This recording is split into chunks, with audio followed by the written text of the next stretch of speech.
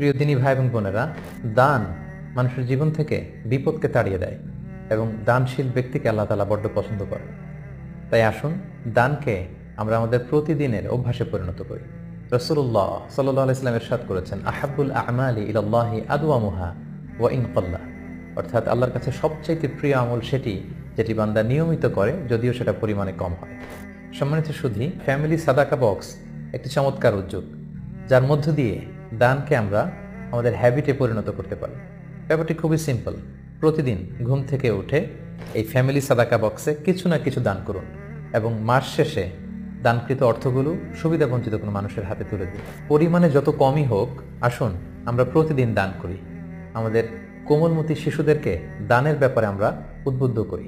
আমাদের প্রতিটি সকাল শুরু হোক ফ্যামিলি সাদাকা বক্সে কিছু না কিছু দানের মধ্য দিয়ে। আসসালামু আলাইকুম ওয়া রাহমাতুল্লাহি ওয়া বারাকাতুহু।